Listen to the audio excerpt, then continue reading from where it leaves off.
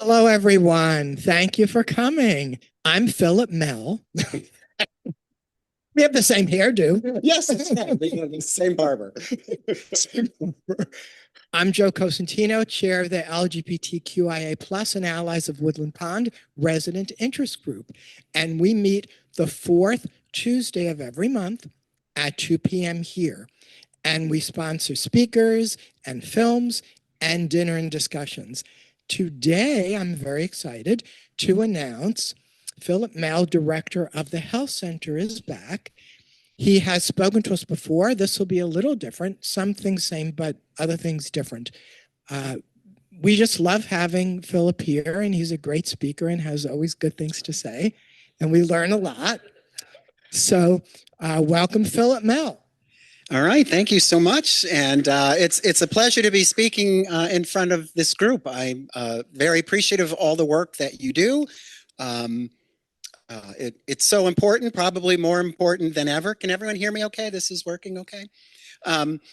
So yes, it's an absolute pleasure to be here. Someone asked me a very valid question. Is this presentation going to be the same as the one I had given before?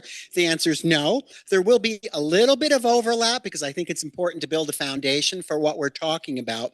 But while the previous talk was kind of what is healthcare doing in general to welcome LGBT persons, this one's going to be catered a little more to your experiences, particularly in independent living. All right. So we're going to workshop something a little bit together. So all those people who attend conferences and don't like breakout groups, you better make for the door now because we're going to have one. But it'll be easy, I promise. Yes, Phillip Mehl, I am the administrator and director of long-term care in the health center, and I am cisgender and queer. So whatever that means to you, that's who I am. I always find it helpful to do a little exercise, and I'm not going to ask for people to raise hands, but when people identify themselves in the ways that they want to be identified, it's a little private exercise for you. What comes into your mind?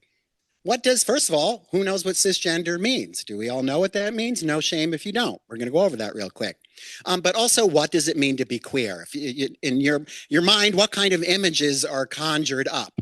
Okay, and so we're going to kind of work that a little bit on what our initial impressions are. Okay, and so even though we are all among the enlightened and we participate in this group, it doesn't mean we are all, and I am putting myself squarely in this group, experts on all things LGBT. It doesn't mean that it's possible to be an expert, right? We talk about the LGBT community.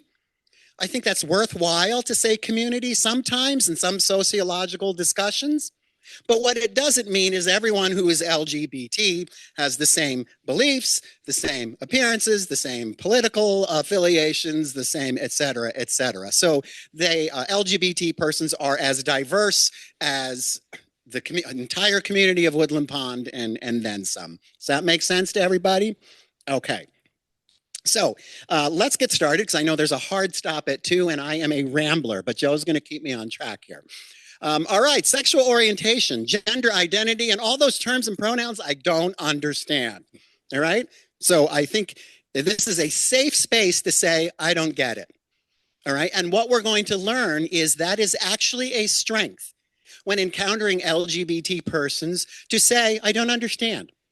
All right, rather than have assumptions as if we do understand and then trip all over ourselves in ways that we never meant to. All right.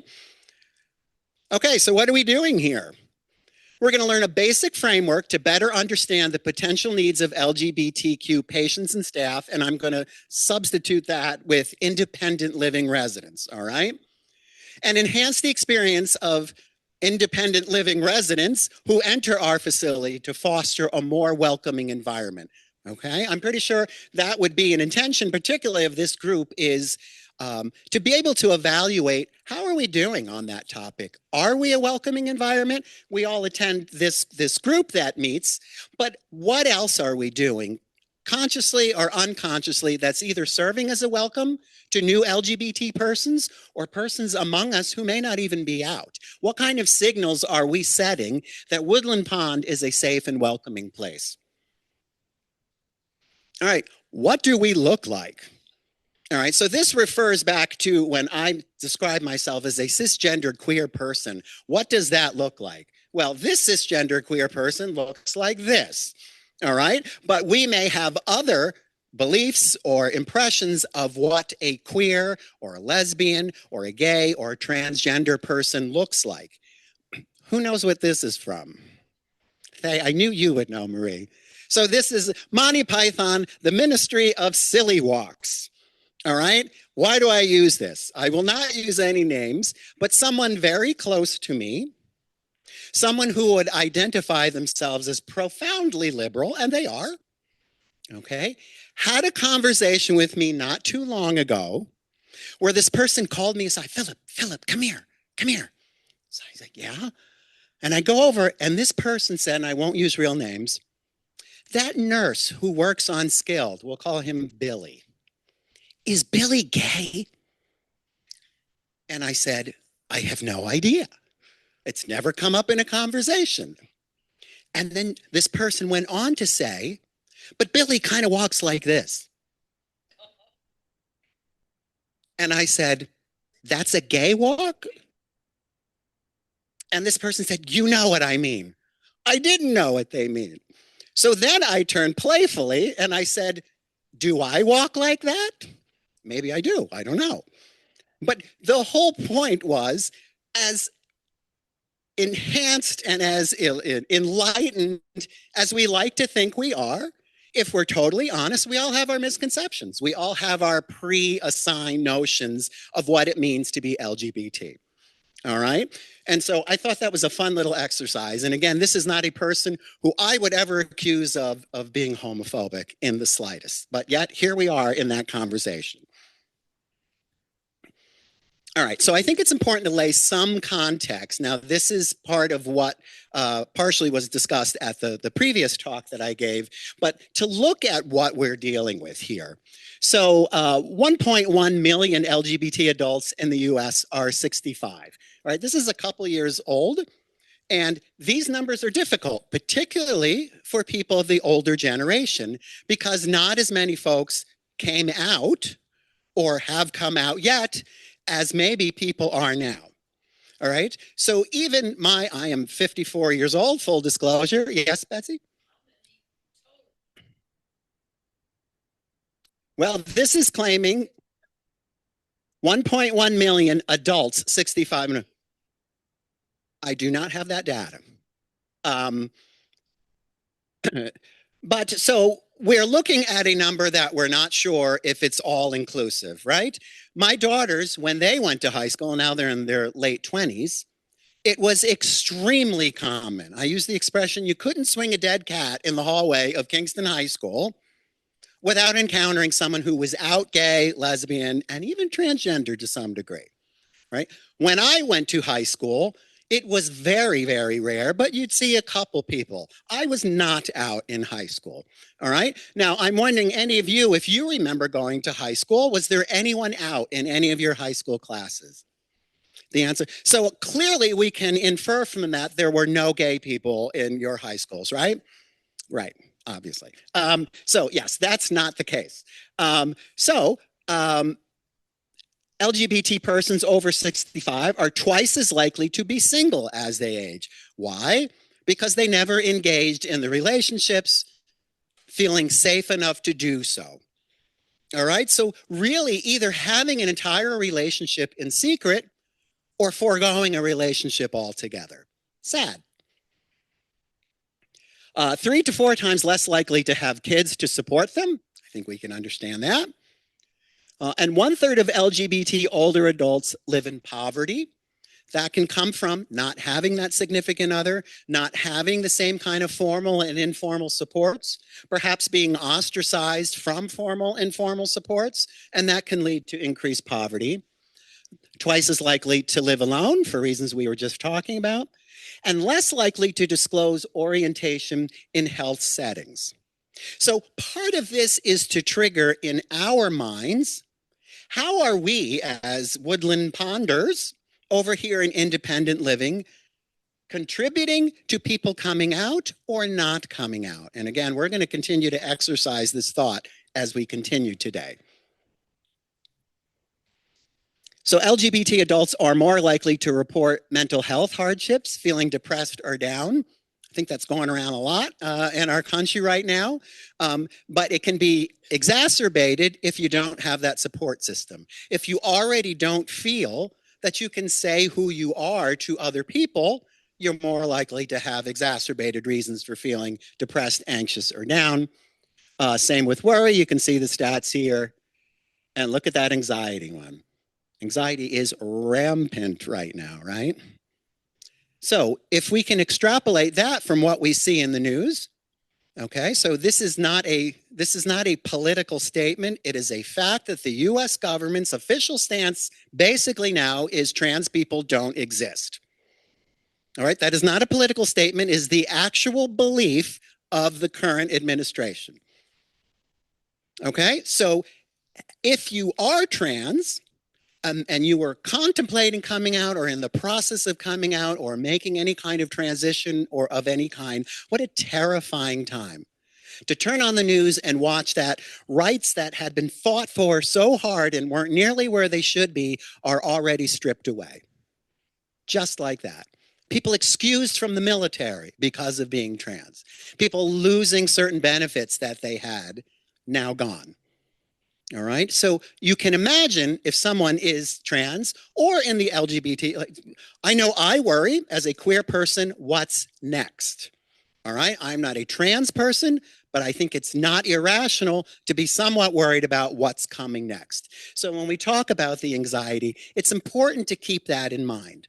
So if people are a little more hesitant to come out and say who they are on top of all of the normal constrictions that we've talked about, the political climate now makes it all the more scarier, which makes the onus on us wanting to be a welcoming environment a little harder, right? But we're up to the task, I'm certain.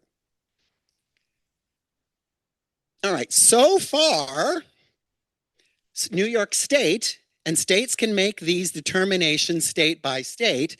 In New York State, it is against the law for us in the healthcare setting, so let's say over in the health center, to discriminate based on perceived sex, sexual orientation, gender identity expression, or HIV status. It is written into New York State law. That has implications for us in how we write our policies, what kind of protections that we're giving, how we approach the residents that we have in the health center. All right, so New York is holding fast so far, and let's hope that keeps up. Those kind of protections are not guaranteed in every state, and they are no longer guaranteed federally. All right, who remembers don't ask, don't tell, right? This was considered progress. And contextually, I guess it was. This is under the Clinton administration, where previously, if you were a member of the LGBT community, you were not allowed in the armed forces, right? You were deemed unworthy, unfit, whatever else word you want to put in there. So as a matter of progress, you could be in the military, but just don't talk about it. All right? Don't say who you are. Don't flaunt your relationships.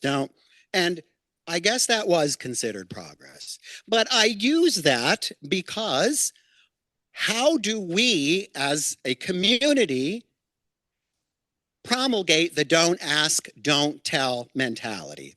Do we? All right. So I gave a story last time, which is why I didn't show the video this time, but real quick, my husband and I were in an airport. We met a very famous singing star, Eddie Money. Take me home tonight. Very nice, very gracious. We met him in the bar. We were in between flights. He was chatting it up with us, talking, could not be friendlier. All right. And so people suddenly recognizing, oh my God, that's Eddie Money. They were coming up and can I have a selfie and taking pictures and doing autographs. Could not have been more gracious with his time. On the TV bar, the bar TV, was back at the time, ESPN was running. And there was a collegiate player named Michael Sam, who was the first out collegiate player who was attempting to get into the NFL. And they were running the draft live on the TV. And they had a camera in Michael Sam's home because it was anticipated he was a hot prospect. He might get selected. And indeed he did. And so live, he heard the news and he's at home with his family and his friends and he was getting drafted, I think to the Dolphins, I can't remember. And he was so overjoyed that the camera caught him. He turned to his boyfriend and planted one right on his lips. All right. Eddie Money, the most gracious, nice star I had ever met, suddenly looked up and went, ugh. I don't care what they do, but do they have to flaunt it? Right? So we may, at the scarlet letter doesn't exist for people who have homophobic tendencies. We don't know among us who may be. We may not even be able to identify that in ourselves. All right? Those are tough internal conversations to have. But what are our impressions? What are our stereotypes? What are our bias? And is there part of us that is kind of, don't ask, don't tell? We're going to do an exercise later, and I'm going to put this image in all of your minds. You can thank me for this. If you walked through the lobby out there right now, oh, even better. Let's say your family or friends came to visit you. They had never been to Woodland Pond. And they're coming to visit you, and you can't wait to show off Woodland Pond to them. All right, you're so excited. They come in the front door. In the lobby, sitting right there, is what appears to be genetically a male, let's say hairy legs and all, and wearing a dress. All right, we're not going to talk about this now. We're going to talk, but you are touring around your daughter, your grandchildren, your friends to Woodland Pond. That person is sitting in your lobby. Ask yourselves honestly right now, what is your reaction? You don't have to tell me, but ask yourselves that right now. And that's when we can start that kind of internal dialogue with ourselves of how much are we contributing to this? Or how far do our feelings of inclusivity go? Is there a line? Again, ask yourselves this. It's good fodder for conversation. All right, so let's get into some terms before we get into our exercise, because I don't know about you, but I have to keep looking at these terms because they are really hard to memorize and really hard sometimes to understand. All right? So we'll start with the easiest one, sexual orientation. All right? People generally identify as straight or heterosexual, or gay, meaning attracted to a person of the same sex. Isn't that generally how people identify themselves, right? So that's sexual orientation. All right. One can also identify as bisexual or queer. And we're going to get into a little more of those. All right. But this is the easy one. Gender identity, it gets a little more complicated. Gender identity is not based on your biological parts, your man and lady parts. All right. What gender is how you internally identify. All right. I could conceivably have my man parts, but identify as a female. That's what transgender is. So there is a difference between gender and how we identify. All right. Yes. Correct. Feel like inside. It's an excellent way to say it. I can't relate to that. I'm not a transgender person, but I can only imagine. Sometimes I try to let my brain get it when I look in. If I were to look into the mirror, and let's say fresh out of the shower, and I can see how I was made, but look into the mirror and say, I just don't feel like what I have. It's got to be tough. It's kind of mind-bending, right? Let's be honest. It is really difficult for someone who's not transgender to wrap their head around that. I think that's fair. I think that's fair to admit. And when we can admit that, we can have productive conversations. All right, so, I'm jumping ahead. Assigned sex at birth, that's what the parts you're born with, right? The doctor says that's a male, that's a female. There are some cases in biological statuses where that's not so clear. It's pretty uncommon.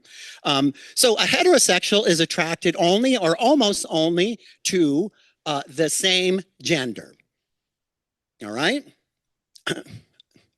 Oh, I'm sorry, the opposite gender, yes. Yes, now I'm truly confusing everyone. Yes, to the opposite gender of their own. All right, that's what a heterosexual person is. And there's an idea, which is called binary, that there only are two genders, male and female. To confuse things even more, that notion has changed. All right. Gay, attracted to only or almost only to those of the same gender. Right? We all know this one. Bisexual, attracted to both people of their own binary gender and to those of the opposite. People who identify as bisexual often get a lot of guff from people in the LGBT community.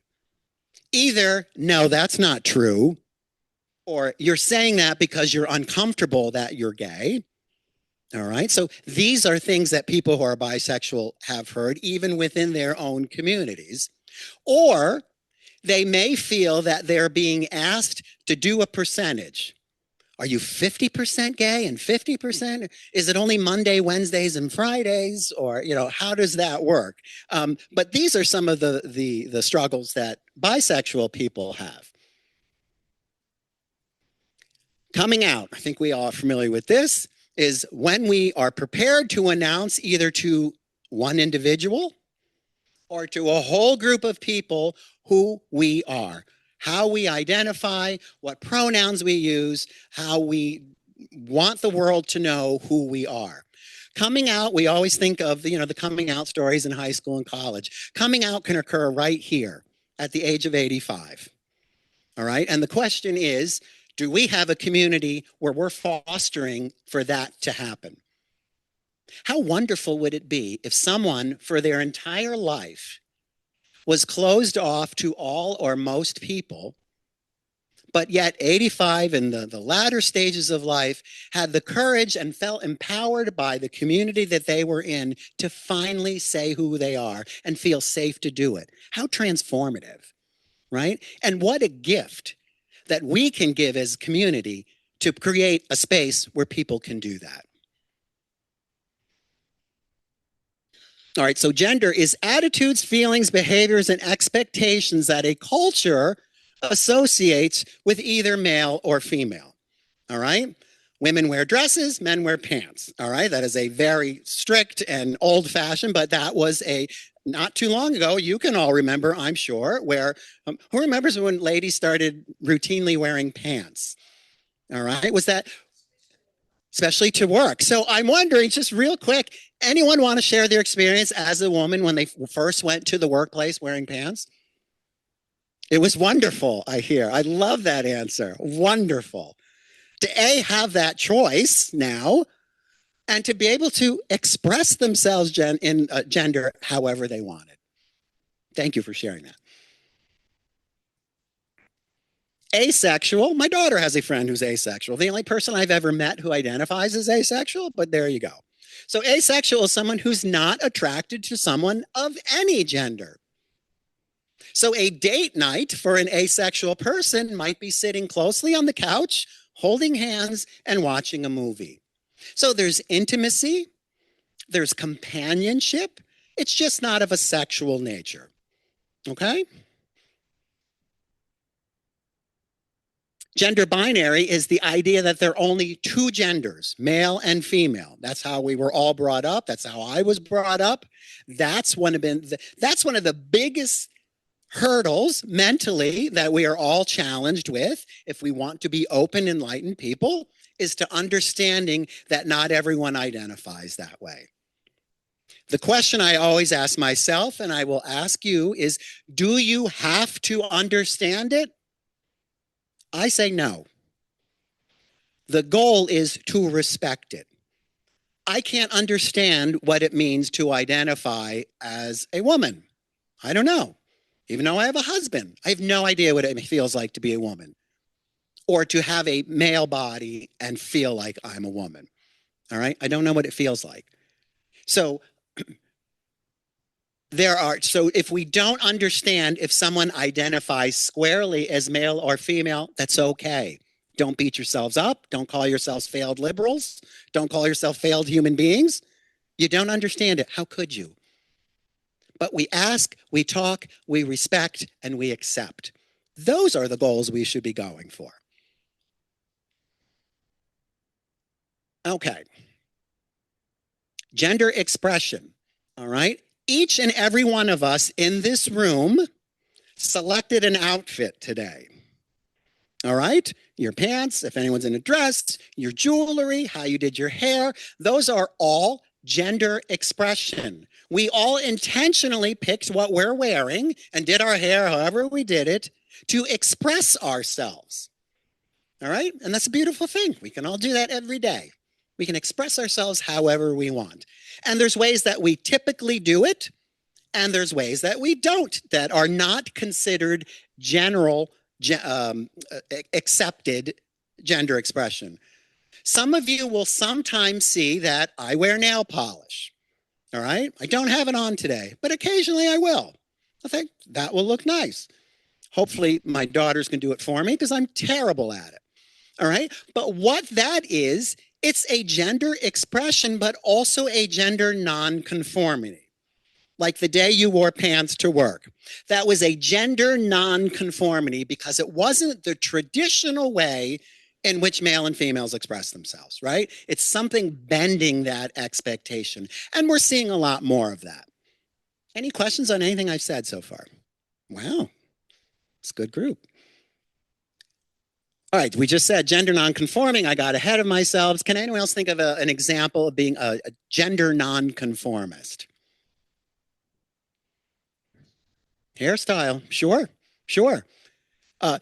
There was likely a time when, even now, if a woman walked in and had a short, spiky hairdo, all right, I would say that's gender nonconforming. You see it more, but it's not our initial reaction to someone who's female. Or you sometimes see men wearing, and they're kind of flowy type of a sari type thing. It can look like a dress. All right, gender nonconforming. All right, not what you would typically expect. And it is an evolution from when something was initially gender nonconforming to becoming, oh yeah, and you don't look twice. All right, so that's what can happen with things that used to be. No one looks twice if a woman's wearing pants now. But it was gender nonconforming at the time. Transgender, all right, this is the one where basically the person's gender identity doesn't match their biological parts.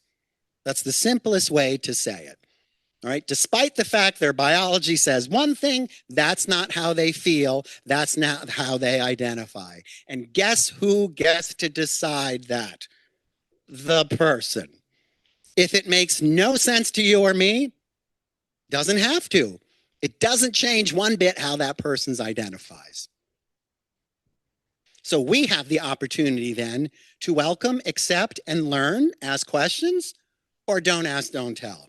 I'm okay with it. I just don't want to know about it. I don't want to see it. All right? Don't be Eddie Money. Rest in peace. Cisgender is a person whose gender and identity is the same as what they were born with. I announced at the beginning that I am cisgender. I identify as a male. I have male parts. All right? That's what cisgender means. It's a fancy way of saying that's in sync. I also identified as queer. Now, queer used to be a derogatory word, right? Probably many of you think, I know my own mother, when she hears me identify as queer, her knee-jerk reaction is to protect me. Don't call yourself that, right? But it is a word that many of us has reclaimed. I choose, being personal, the word queer is because I don't feel I have a specific assignment to who I'm attracted to. And the term bisexual to me, as I mentioned before, I feel like it requires an explanation for how much, when, and how. I just feel like I have a fluid nature. I don't like thinking that much about it. I like what I like and I don't like what I don't. All right? So that's why I choose queer. That word may mean something different to other people. All right? But that's why I choose it. Any questions on that word? All right. Now, these are just a small sample of some of the pronouns. I know some of the staff here. use some of these pronouns. Okay. We know she, we know he. Some individuals, this is for any of our grammar experts in here, this one can be nails on a chalkboard, but some individuals, so a single person, will go by the pronoun they. All right. That one's a little tough, right? It's a whole new way of learning the use of a word. But who gets to choose their pronoun? The person gets to choose their pronoun. Now, how do we know what to call someone? How do we know what pronoun to use? Ask. Ask or tell. Right. Absolutely. Because it can be very scary, particularly people who don't want to offend, to say, oh, I don't know what to call. I'm not going to say anything. I'm not going to talk. Ask. If I went by a they pronoun and you asked me what pronoun you, I would thank you. Thank you for asking. You're showing me it's important enough to you to call me by the pronoun I want to be called by. That's how you should look at it, right? We can be uncomfortable because we don't ask these kind of questions, but it leads to that don't ask, don't tell mentality. Ask. If they're not telling you, ask. More and more in the workplace now, and maybe some of your personal emails, I don't know, people are having a signature at the end of their emails that uses their pronouns. There are some staff here that put their pronouns on their badge, right? That's an option that Woodland Pond allows. I don't know why I never did it, but I haven't. But it's an option that you can have your badge say that. I don't know if that discussion's come up in independent living. It has. Okay, so that's an option you all have apparently, that if it was important enough to you, you can put your pronoun on your badge. So I feel that does two things. One is it tells the speaker what your pronoun is, which can be of a great comfort, but it also shows that it's important to you and therefore is probably important and accepted by the community if you don't use a typical pronoun. Does that make sense? We are showing demonstratively that we know there's a variation in pronouns. All right, it's a very strong indicator. I don't know what's happening here. Oh, okay. We're going to have 3 breakout groups. All right, so why don't let's use this group right up to you, Anne. And then I'll ask if you 3 will chat with this group over here, and then we'll use this group here. All right, and what I want you to do is be very Woodland Pond independent living centric. All right, so this first group, you get the first one. So Mary, a lesbian woman in her 70s, wants to join the play readers group, but some in the group are hesitant to let her join. What are you going to do? All right, and we're each going to break out. We'll give a few minutes and we'll come back and discuss. There are no wrong answers. What this is, it's a great exercise to, we talk often in generalities, right? This is a chance to look honestly at your community and say, are we ready? What would we do if that happened? What are we prepared to stand up for?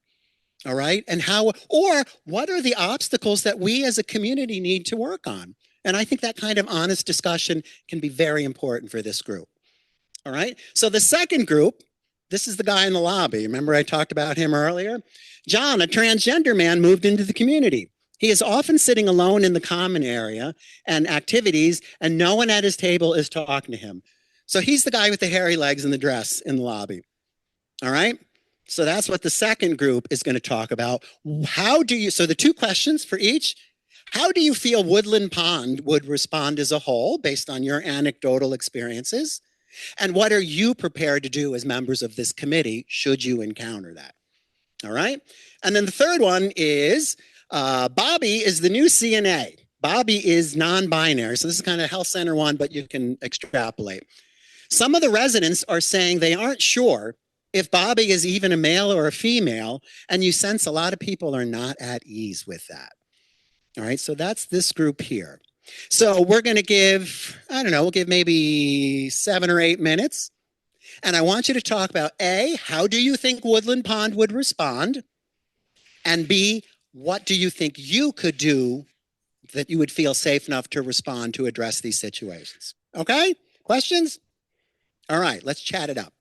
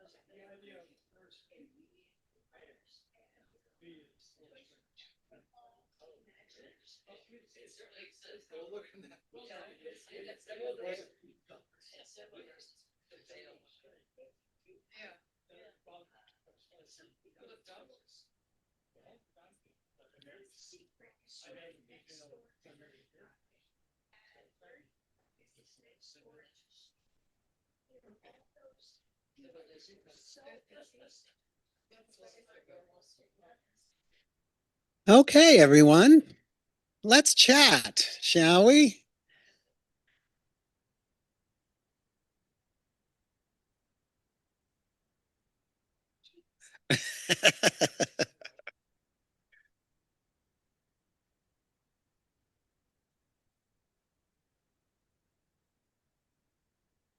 All right. Well, thank you for that. Looked like some good discussion was going on. Let's start with our first scenario. Mary, the lesbian woman in her 70s, wants to join the play readers group, but some in the group are hesitant to let her join. So this fine group over here, how ready is Woodland Pond for this situation? And what might you do as individuals if you were encountering this? All right. Well, tell us what you did do. Yes, you do. I think we have a lot of don't ask, don't tell going. Okay, I Joe's wasn't in the group. Okay, so one of us talked about a situation where they went to a group that was meeting and was 100% totally ignored, as if they were air. Nobody talked to them, nobody looked at them. It was a very weird, peculiar situation. And so we were talking about how if that person had felt had been transgender, that person would have immediately assumed that that was the issue, not knowing anything about why that was and how uncomfortable it would have been. So we didn't exactly do that. Okay, so you're saying not even knowing if the person was a lesbian or not, that person ended up being. So that's a great point, though, right? So that's a. First of all, it's a statement on general welcoming, right? Looks like we missed it on that one. We've all been a party to that before. But what an excellent point, Joe, is that if that person was indeed lesbian and was considering coming out, the odds of that person feeling ready to come out at that point probably diminished. Even if the silent treatment had nothing to do with the rest of the group feeling that might have been a lesbian. All right. So it's kind of a general statement on the power of being welcoming. But let's say the person, let's say you were aware, one of you were aware because it was a personal friend or something, that it was a lesbian. What might you be prepared to do? I know I'm putting you right on the spot, but welcome them. Sure. Sure. And right, Iris, you can't force everyone else to, but if you say, come on over, sit next to me, and you make sure that they're included in the conversation. Exactly. So it shows, and that can be mirrored, right? That kind of modeling behavior can be very contagious. So if you had the courage and the strength to welcome that person over, other people who are maybe less comfortable breaking the ice will see that happen. Good. They don't have to do the initial intros, but they can kind of slide into that group in that conversation. So, all right. Anything else you'd like to share?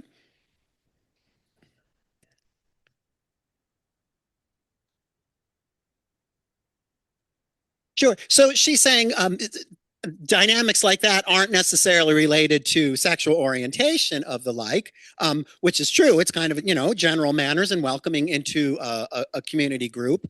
But what we did say is if the person was indeed identifying as LGBT, they might perceive that being ostracized or the feeling of being ostracized was because there. So if a person was already struggling, we just made it all that more difficult. So, all right, good talk. Thank you. Let's go to the group in the back. This is John, the man in a dress in the lobby. What do we do? Is Woodland Pond prepared? And how would you react in that situation? Well, we thought that probably about half of the residents would go up, and maybe the other half who maybe don't come to our talks may not, just being a little afraid of what they're seeing. So we thought I should go out in a dress and just see what happens. A little live action experiment. I like it. And we'll film it. So, yeah, I mean, we just feel everyone should be coming to our groups and to our talks. And so they would be enlightened enough to do that. We brought up that people all the time go up to people at Woodland Pond, particularly if you have a name tag, and say hello and introduce themselves. But in this case, we felt maybe everybody wouldn't do that. Yeah, but you feel 50% would probably, does everyone share that? 50% would go up and say hi to this person and welcome them. That's a good number. I mean, of course, we'd love it to be higher, but from a societal standpoint, that's not bad. You would say higher. Okay, Joe would say lower. So we'll go back to 50 then and split the difference.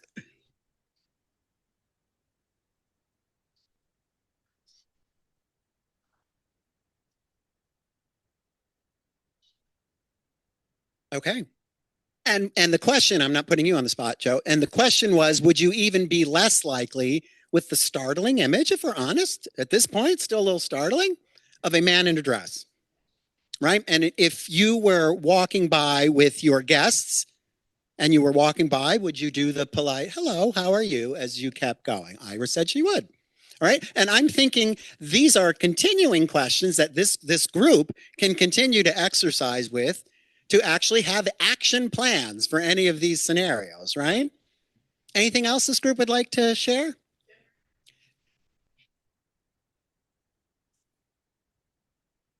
Here's the Joe's got it. It's right behind you. I talked with an IL resident who's now in the health center. And when he first came here, and I don't know when it was, he came to the dining room in shorts because of a condition with his legs. And he was told that he could not come to the dining room in shorts. Told by staff. Told by staff, you're saying, Jean? Came from higher up. Oh, interesting. This was a while ago. I don't know how long. But no, he was told. Oh, so what an interesting. So my first thought on that is, what do the higher ups say? Right. So was that a question of, obviously, I'm not aware of the situation and certainly would not, if I work in the health center, so I wouldn't have known of the situation. But is that an issue of, well, different kind of attire in general is required in the dining room, or is it something else? Now, if someone identified as a woman and chose to wear a dress as a biological male, that's a good question. Would there be some sort of, I'd like to think no, if we're adhering to what our policies are, but it's a very valid question. Margaret.